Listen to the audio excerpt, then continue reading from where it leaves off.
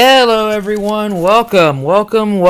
This is a mini let's play of one of my all-time favorite games, SSX 3 for the Xbox One. It recently just came out this past April, and I wanted to do a let's play / review of the game, but this one's going to be just a quick let's play, just showing a couple levels of the game and just me talking about how amazing this game is. So I hope you enjoy it there. Just a mini let's play video for the end of the year. So let's go around, let's play some levels here. I'm going to play two of my favorite levels of the entire game, the first of which is Snow Jam. Like 3 different mountains in the entire game. There's Peak 1, Peak 2, Peak 3.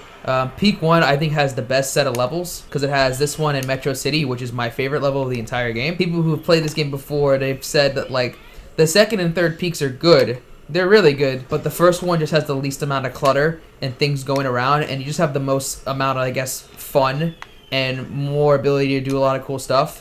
It's amazing. The first peak's the best peak out of the 3 peaks. SSX 3 came out for the original Xbox in 2005. It came out for the Xbox, PlayStation 2, GameCube, and some other devices as well. But those are the main 3 for SSX 3. It's part of the SSX series, which the first one came out in 2000 for the PlayStation, and the second of which is the one that everyone says is probably the most popular among people who haven't played the game, just for the general public, SSX Tricky. That's where the Run DMC Tricky song got, well, I mean, it was obviously big back in the 80s, and it's still big today, but like that's where it really got for a lot of gamers. That's the second game came out, and then the third one, which is what I'm playing now, SSX 3, came out in about 2005, I believe.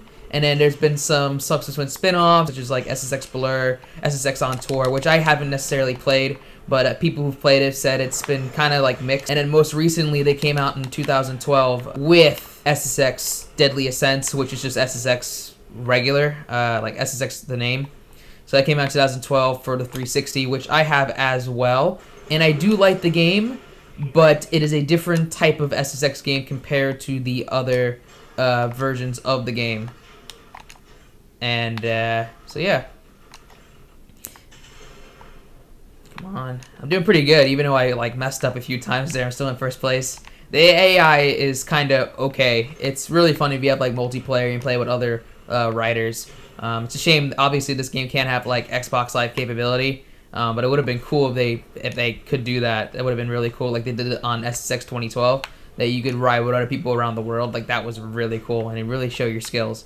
But this game's still amazing nonetheless. Like, this is probably my personal favorite out of the 3 games. It's probably the best and most polished of the games. And it was, I think in my opinion, it's what really peaked. This one and Tricky were the 2 that really peaked the series. Just because of everything that's going on with it, like how smooth the controls are, how smooth the gameplay is, how much you can do in the game. I'm just playing single event, and I'm just playing the different levels, but there's a Conquer the Mountain mode, which is like their main story mode, where you can go in and you're racing as a competitor, and you're going in the different mountains, and you have rivals, and you're challenging them through different races, and you're unlocking collectibles and collectibles, and various concept art, unlockable secret characters, which we'll get into before the video ends. Like just all kinds of stuff there that you can do, and it's quite amazing. This one's my favorite level. This is Metro City, because it's based on an actual city at night, and there's like all kinds of different things you can do in the level, and it's just really cool to watch and really cool to play in. One thing that this game has is its graphics. The Xbox One enhanced graphics, which I have the original Xbox One, but if you have an enhanced Xbox One, you have like the Project Scorpio version, Xbox One X, like the graphics are even better than what we're showing here. Super cool, super fun. It's a very chill game. Like you're just snowboarding down and doing crazy tricks and doing fun stuff. Like that's all you need to do for this type of game. This one and like the Tony Hawk series for skateboarding, they're just really fun games to play, and just they're kind of wacky and more arcadey. But I think that's what helps with its charm for the game. It's fun to do. And I'm about to hit this building. Oh, see, I probably would be dead right now if it wasn't for the fact that this is a game. If that was real life, I would have easily broke every single bone in my body and probably be dead on the inside. Totally. And just like the game tells you, I don't even know what I just pulled off with that trick. I just pressed all the buttons and pressed them in different patterns, and it did that. So That's like one of the special ability stuff, like if you get that power up. And unfortunately, I can't really play it because of copyrights and YouTube guidelines, but if you've never played the game, I would recommend getting it because it's only like $10 if you have an Xbox. But if you haven't played the game, one thing I do say you should look for is the soundtrack, because the soundtrack is one of the best soundtracks that's in a video game. It's really good. A lot of artists that were new wave, electronica, pop rock, punk rock, all ledged in here. And the reason why it works so well is because it works so well with this game, with the type of game that is portraying to us.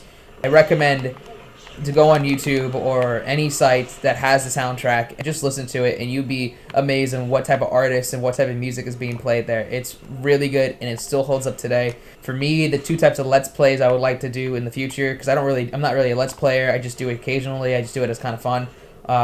Would have been this game and another game. Hopefully they release it in the future, for just like they did with SSX. Would have been Jet Set Radio Future. Like, that would be the two games. And those two games have just incredible soundtracks. Like, some of the best I've ever heard in video games. It's amazing.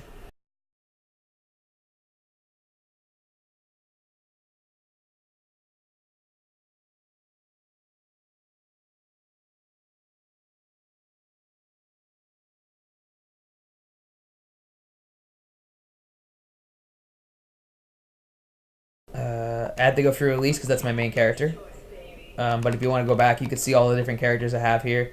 There's some new characters, some old characters, if you played the series. And yeah, you got different characters, different old returning favorites, all new characters. And it's a smaller roster, but what makes it up is the secret characters, because there's a bunch of secret characters. Some secret characters from previous SSX games, some are from just different series, like Stretch from NBA Street Series. You have a cow, you have a bunny, a demonic sumo bunny. You have a robot named Churchill, who's like a steampunk robot now. You have Unknown Rider. You just have some cool stuff. I'll play as Cudmore, and then I'll play one as the bunny, because you have to see it. And we'll do actually some trick modes, because there's not just races. There's also big air mode. There's also slope style. So some of the more traditional stuff for actual snowboarding. But the difference is that it's more over the top. There's stuff you can do, and there's more crazy stuff that can happen. So that's one thing to really look at it there. There's some different variety that you have in the game. On top of your regular free ride mode, me getting crashed into a mountain, your regular free ride mode. Oh my goodness, what am I doing? Regular free ride mode, and your what do you call it? There's like a challenge mode. It has like additional challenges and objectives you can do that you want to do, and there's like a few hundred of those challenges. So you definitely have plenty to do. My only real drawback I have with the game is simply that even though there's a lot to do and the levels themselves are pretty big for the races and for the trick modes, but I feel like if we had a couple more levels, I think it would have even made this game even better with its longevity, because there's only 3 peaks, and each peak has maybe 4 to 5 levels. If they had just a couple more for each of the peaks, 3 race levels for each peak or something, or 4 for each trick mode, I think that would have been even better. But you get a lot. You really do get a lot. This is just a little nitpick. That's my only real nitpick with this game, and that's saying something. This game is pretty much, I would say, almost in the perfect realm. And I know it's a little biased because this is a game I grew up when I was a kid and stuff, but at the same time, there's so much you can do, and it still holds up to a lot of the AAA titles that are out now. One thing I really like about this game is that it's such as an older game. The memory for it is so small that it doesn't hold up my space for the entire Xbox. Unlike a lot of the AAA titles that take all your entire space.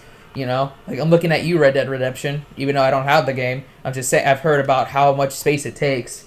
So, games like that, it's just so different. So I'm playing as Cudmore here, and I'm doing okay. My opponent's beating me pretty badly, so I'm trying to catch up here in tricks and try and do some crazy stuff.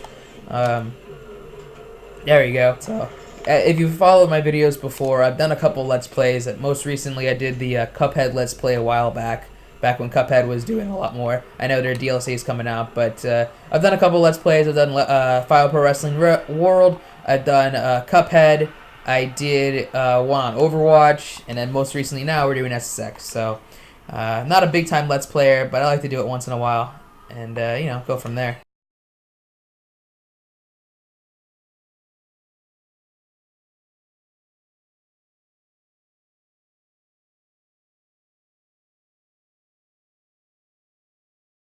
So like this is what I was talking about, the rivals. Like you could challenge rivals to play in the different mountains. One thing that's really cool is that this entire game is surrounded one giant mountain with each of the peaks.